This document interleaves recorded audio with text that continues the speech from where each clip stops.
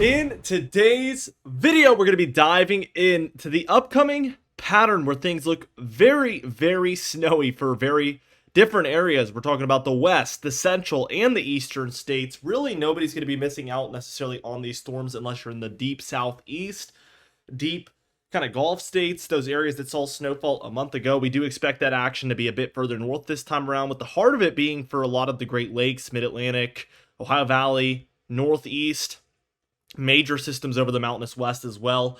We are going to see cold air. That southeast ridge will be present, and that's the main kind of thing that's going to force these storms further northward.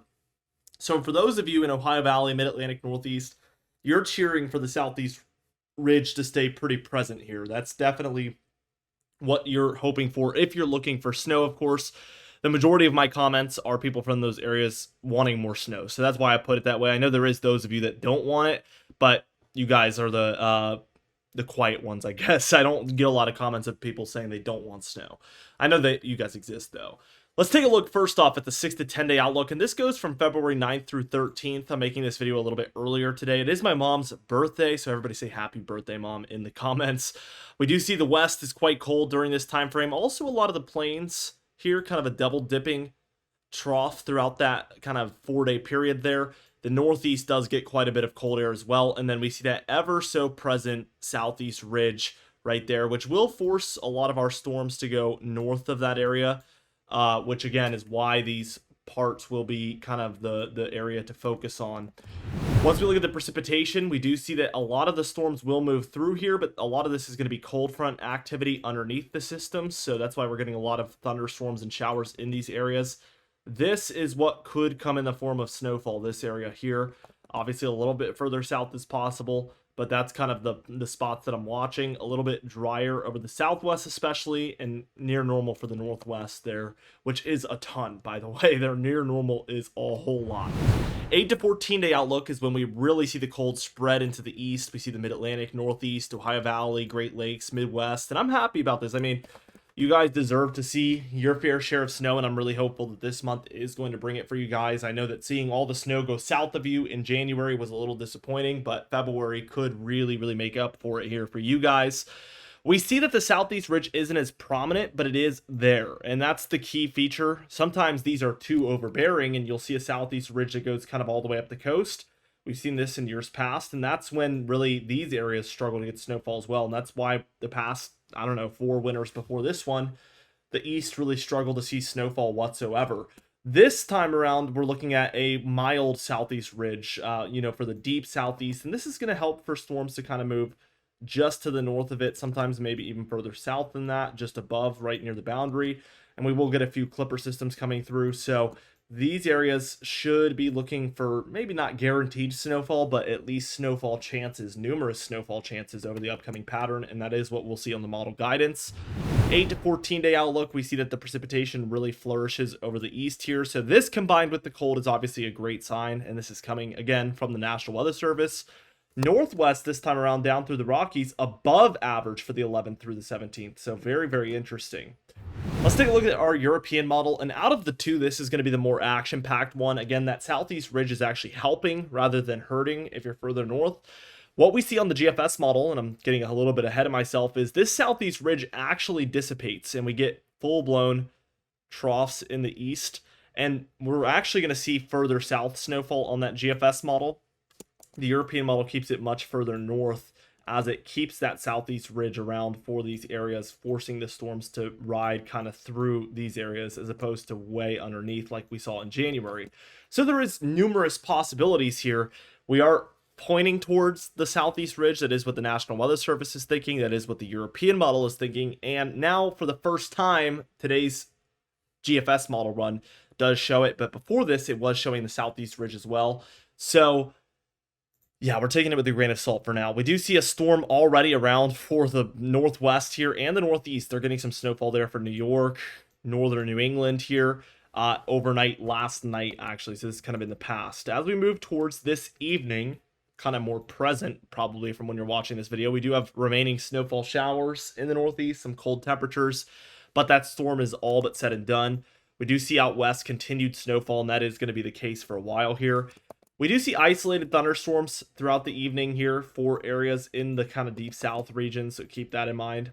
As we move towards Wednesday the 5th, tomorrow from the time I'm making this video, we do see that this kind of spreads into something a little bit more major here across your further deep south and some of the Ohio Valley areas, Gulf states, plains, lower Midwest. These areas are seeing these thunderstorms around again for Wednesday. Snowfall prevails for the mountainous west, continuing on even after this point. Let's keep going. I'll take us towards Thursday afternoon, and this is where we get our first kind of winter storm here. We'll kind of start out actually at 1 a.m. on Thursday here. We do see some snowfall for the upper Midwest beginning, some ice perhaps for areas of the Ohio Valley and Mid-Atlantic, something that needs to be watched. And underneath, we will see thunderstorms, especially later on Thursday. So let's see what happens by the time we're reaching kind of the morning hour, and what we see is a low has developed nearby kind of where West Virginia, Maryland, and Pennsylvania all kind of meet right here. That's where we have our low. We get snowfall up here for the northeast, some ice just to the north of the low, and these thunderstorms are popping up underneath the low. So kind of a all around interesting storm system. We do have a stronger low here between the Great Lakes and Hudson Bay, and this has been notorious for bringing in our cold air, so this is kind of an omen for cold down the line as we see that more major low moving through. Continued storminess out west, although it's a little more mild this time around, but that is still happening by Thursday at about 1 p.m. That's Eastern, so you'll have to translate it for Western time, but sometime around the morning or afternoon there. What we see by the time we're reaching about 7 p.m. is that this low, I want to try to picture kind of how it's moved through. So something like this is what we've seen it do. Still seeing wintry weather over the northeast. That kind of rain, ice, snow line does creep northward, but we do see a lot of areas in New England ending as wintry precipitation without hitting full-blown rainfall. And that's because the low is still to the south of you. If we would have seen it just move kind of straight from the mid-Atlantic through New England, all of these areas would have likely moved over to rainfall at a certain point. So that is the key ticker there. As we move towards Friday afternoon, we see the storminess in the northeast comes to an end once again. We're left with some cooler air for these areas by Friday the 7th, and isolated thunderstorms are starting up again for the deep south.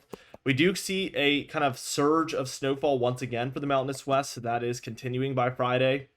Here is Saturday afternoon, and what we see is that this storm system moves through pretty quickly into the Midwest. What we see is upper Midwest and northern plains and Great Lakes snowfall here starting out. We do have a warm front out to the east, and snowfall to the north of that is beginning as well. As we move through, we see that the Great Lakes get thumped by this system that's now over the heart of Ohio by about 10 p.m. Saturday. And this one does more of the moving through New England thing. So we see it, the rain snow line consistently move northward. It does eventually take a turn towards the east. So it does this eventually. And again, the areas to the north of this will have the best chance of seeing all snowfall with that system. This is not our wintry pattern yet. Keep in mind, we do have thunderstorms in this area, and even on the very back end of it, some snowfall showing up for Arkansas and Tennessee, perhaps. That would be light and probably non-accumulating, but interesting to see that the cold air behind that cold front is so intense that it is catching up to our precipitation and actually changing some of that over to snowfall on this model. By the afternoon, there is some mixed precipitation showers over Tennessee, some thunderstorms throughout the southeast and deep south along the Gulf Coast, and your snowstorm is currently moving out for the northeast by this point on Sunday the 9th. This is when we get some more major cold air, right about the 10th, 11th time frame. So here is Tuesday, February 11th. We get some low pressure trying to grow here over the deep south. Snowfall to the north of there, starting up for parts of the plains, Midwest, parts of these areas in the Ohio Valley, or I don't know what you'd call this area kind of in between. Let me know what you call this kind of pocket underneath the Ohio Valley and above the deep south. Curious what you guys think, but Tennessee and Kentucky is what I call it. Let's move towards the evening hours, and this is going to be about 1 a.m. on Wednesday, February 12th. What we are seeing is a more major snow system for parts of the kind of Midwest, Ohio Valley, Mid-Atlantic here beginning, even areas as far south as Virginia and West Virginia getting some snowfall. I would be just out of the mix of snowfall with this one. I would be in rain for this one in southeast Virginia, but kind of a close call there. The low pressure is pretty close to the coast, though. We see this kind of broad low pressure in this area, so a lot of those southeast areas stay rainfall. We get snowfall again in a major way for the Ohio Valley, Mid-Atlantic here. A much slower storm than our previous ones, so that is going to lead to more accumulation as that storm kind of just continues. And as we reach the afternoon of Wednesday here, this is about 1 p.m., we see continued snowfall for states like Ohio, Pennsylvania, Northern Virginia, parts of Maryland, New Jersey, now New York. This thing is going to start to move northward a little bit here as we move towards the evening. That low is just offshore of West Virginia, New Jersey here. This is 7 p.m. on Wednesday. As we reach towards 1 a.m. on Thursday, February 13th, we see this is more of a Mid-Atlantic and New England system now, as well as New York. So we see northeastern Pennsylvania, northern New Jersey, New York, and southern New England really in the heart of this. I know that that's one of the key areas that you guys have felt there's a lack of snowfall, so this would be a massive system for you guys, likely over a foot for some folks, at least if a system like this occurred, especially how slow it's moving. So this would probably make quite a few of you happy. It moves out by the next afternoon, Thursday, 1 p.m. here. What we see is snowfall regaining some of its hold over the kind of western mountain ranges. So their totals are going to be out of control, obviously. As we just continue on, I want to move us towards kind of Friday morning here, 7 a.m. We see some low pressure once again gaining steam out here. Some thunderstorms to the south. That's going to be a common trend, as you can probably already tell. Upper Midwest seeing some heavier snowfall from that system. And as we move towards kind of the evening time, 7 p.m. Friday on the 14th, we once again have parts of the Great Lakes, Mid-Atlantic, and Northeast seeing some snowfall. A little less cold to work with this one. We see that this model trends at that snow rain line kind of moving northward. But snowfall does occur. And already by Saturday afternoon, we have our next system popping up here. Has a little bit more to work with. Again, we're going to use my upside down surfing analogy. I used this like a week or two ago. But the peak of the wave is here. Imagine it's upside down. The low is catching that edge of the wave, and it's going to ride right in. And it has a lot of cold to work with in this instance. We see the warmth is pushing northward over the west. This will be indicative of what we call a positive PNA, which is warmth in the west. And this usually encourages a lot of cold to move into the east. So again, this is Saturday the 15th. You can anticipate that Sunday, Monday, Tuesday is going to look a lot colder here in a moment. We do see another kind of Northern Rockies snow event occurring here as well by Saturday afternoon. As we reach towards the evening, we see that this one becomes a monster. This is 1 a.m. on Sunday. 979 millibar low pressure center there over Ohio. Heavy snowfall for parts of Illinois, Indiana, Ohio, Michigan here. Very intense.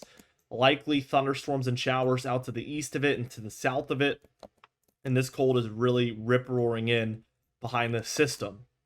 Keep in mind we've crossed over the 10-day range. We're at hours 294. So take everything with a grain of salt, but these models have been pretty consistent with continued storminess and continued cold. We're going to look at all of the kind of specifics in this model, but keep in mind the specifics are the most likely to change through time. As we just keep going towards Sunday afternoon on February 16th, we see that the Mid-Atlantic and Northeast, especially these interior areas, as well as areas of Canada in here, seeing massive amounts of snowfalls. This low is a very strong one, and it's right by the borders of maybe New York and Massachusetts here. We just see tons of heavy snowfall for the interior areas here. This ridge is really building out west, and we see this massive trough as a result here.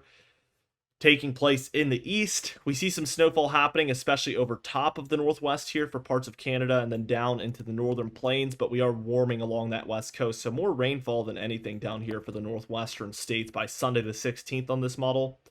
That system lasts through Monday morning and eventually comes to an end by about Monday afternoon. Maybe some leftover snow showers. That's going to be February 17th, but pretty much all but said and done. Some snowfall regaining some steam here over the northwest and into the northern plains also by Monday the 17th. Tuesday the 18th, which will be our final date on this model run, we're kind of left at a interesting pattern that can go either way from this point. We see snowfall and cold over the northwest. It's continued to be cold over these areas, so we end up with a much more zonal flow again, which again just means straight from west to east this jet stream is moving. Usually this isn't the best for snow systems or really storms for that matter at all.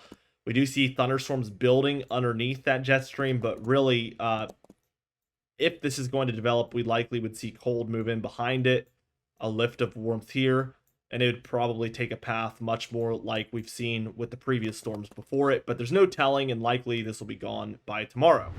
GFS model. Again, that southeast ridge is going to break up a little bit more on this model, so we will see some differences in the locations. I want to move past a point where we're going to see actually some differences. We get this system around Saturday the 8th here for the Midwest, Great Lakes, Northeast as well. Some of the Mid-Atlantic seeing some wintry weather. Sunday the 9th is when we see most of the New England area seeing its impacts. But right here is where you can tell something's quite different. I mean, we have this trough and it's very flat here. We see the southeast ridge basically retreating very quickly. It's not holding up much of a fight, and this would result in us seeing a lot more of these flatter storms like we see back in January. So here's Monday the 10th. We see that move through that area. We continue to see it for Tuesday the 11th for areas of the Mid-Atlantic. Again, not really creeping up into the Northeast quite as much. And then for Wednesday the 12th, we get kind of a secondary low that develops behind everything, and we continue to see heavy snowfall in these areas here. Again, Wednesday the 12th there, and that lasts through that afternoon. So when we look at the snowfall totals, you'll notice that we get a lot more further south and probably a bit less to the north here. Let's see what this model brings here in a moment, and this is an interesting look. By Thursday the 13th, we have this northern piece of energy here. We clearly have a southern piece of energy here. And we have cold air to work with, so we would want to see this all kind of come together. We'd want to see how that kind of works. If it comes together, you can get a pretty massive system. If it doesn't, then you get two more minor systems, one to the north, one to the south. And we really don't get it coming together, so we end up with a weaker low over the east. Obviously, that northern piece of energy doesn't fully interact, but we do see a lot of the energy transferring as this low kind of just breaks up, as you can see. We get left with some snowfall over the Great Lakes, but this system does gain some steam offshore, some ice and snowfall for the Mid-Atlantic and Ohio Valley by Friday morning. As we keep going, we see that this one does have the potential to pull up the coast a little bit more, so more areas in the Mid-Atlantic like Pennsylvania, New Jersey seeing snowfall, and then also southern New England here. And then that one comes to an end. We get more of a deeper south system again by the 16th, 17th time frame here, as you can see, where we get kind of South Carolina, North Carolina, Virginia, maybe southern Maryland and the Delmarva getting involved. But that one slides off kind of innocently. And then we get more of a kind of clipper system trying to move through Canada and into the Mid-Atlantic and Northeast here by the kind of 18th, 19th time frame. And it looks like another northern piece of energy is about to move through as well with a low right here. Great Lakes snowfall. You can imagine this will probably translate to Mid-Atlantic and Northeast snowfall as well. But again, when you're beyond 10 days out, the specifics do tend to change a lot. But it is interesting that although the southeast ridge breaks up, we end up with more cold air reaching further south on this GFS model, and therefore the snowfall is further south. The European model kind of leaves us at a question mark at the end, but this GFS model, we have a very strong signal of a positive PNA here by the 20th. We have a little bit of a southeast ridge still present as well, but there is clearly brutal cold air still being pumped right into the eastern states by even the 20th. I can't really say that for the European model, so interesting that this GFS model looks more promising long range, whereas for you folks up north, if you're hoping for snowfall, the European model is probably the one you should be cheering for. Total precipitation on that European model looks very abundant for the west and also for a lot of the deep south and up the east coast here. Very, very abundant. And when we look at the anomalies, it's very clear that there is huge amounts of precipitation here for a lot of the east and also for a lot of the west, and even a lot of your northern areas like the northern plains, Great Lakes, northeast here look quite good. Total snowfall on your European model, we see obviously massive amounts, as I've been mentioning for days now, over the mountainous west. Feet and feet and feet of snowfall. Your northern plains area here, we're looking at 1 to 2 feet for a lot of these regions on this model. Again, this is not a forecast. This is just what the European model is showing. And the Great Lakes here, especially if you're in like northern Wisconsin, northern lower peninsula of Michigan there, I mean, that is 2, 3, 4, 5 feet this model is calling for, so huge amounts. And same story for northern New England and northern New York there. Again, 2, 3, 4 feet for those areas. As we work our way through the Ohio Valley, we're looking at probably plowable amounts. You know, you're talking more in terms of 4, 5, 6, 7 inches. The purples there over eastern Ohio, more like 6 to 10. So probably the biggest disappointment is that area. And then for the Mid-Atlantic in through southern New England here, we're looking at 1 to 2 feet for a lot of these areas in the pinks and pastels. So definitely quite large amounts over that region as well on your Mid-Atlantic or your European model. Might as well be called the Mid-Atlantic model on this instance. GFS model here. What we see is, again, Mountainous West does tremendous. The plains and Midwest don't do quite as good. We see for the northern half of these areas, maybe 1 to 2 feet. Underneath, it's spotty if you're even seeing snowfall. Great Lakes here, 1, maybe 2 feet of snowfall there. And then we see for these lower Mid-Atlantic areas, I mean, we're looking at, in the pinks and pastels, 1 to 2 feet, maybe even 3 for areas in central Virginia there. But again, you're going to want to take it with a grain of salt. A lot of this is happening past that 10-day mark, so this could move around, and this is a little bit of an anomaly because the GFS model looked a lot more like the European model just yesterday. So this is the first time we're seeing the GFS model further south, and this GFS model, if you guys have been keeping up with my videos for a long time, this one just tends to be too far to the southeast. So maybe that's what's happening here. There has been times where it's been right about things being further southeast, so it's hard to say for certain. But there is reason to pump the brakes a little bit on this. The Mid-Atlantic, more traditional Mid-Atlantic, and then northeast areas, it's 1 to 2 feet, nowhere near that multiple feet estimate here for the northeast. But still quite large amounts for all of these areas. So I don't think either is really too disappointing. There's just one that is clearly better than the others for those folks up further north. Temperature pattern here, according to the European model, again, be watching because we're going to see this southeast ridge be a lot more present here. Once we look at the GFS model, it will not be. And it's worth noting that the cold and snow that we're talking about is primarily after like the 6th, 7th time frame. The cold is likely to be the worst after the 10th. So I've been saying this in every video and it's kind of worked, so I want to put it out there again, but please do not comment like, oh, it's 70 outside, what are you talking about? Because we are talking about, again, after the 7th, after the 10th. We're not talking about the 4th, 5th, 6th here. It's going to be warm. I already know. And yeah, that is what these models are calling for as well. It's after the 7th where we start to see some cold work its way into parts of the Great Lakes, Mid-Atlantic, and Northeast. Again, that southeast ridge still flexing there around the 8th, 9th, Saturday, Sunday. And then some colder air moves in again here for the 9th, 10th. Southeast ridge tries to make a little push again, but deep cold air moves in as well after the 14th, 15th, 16th here. And then that southeast ridge makes a little bit of a comeback again as we move towards the 19th. But look at this.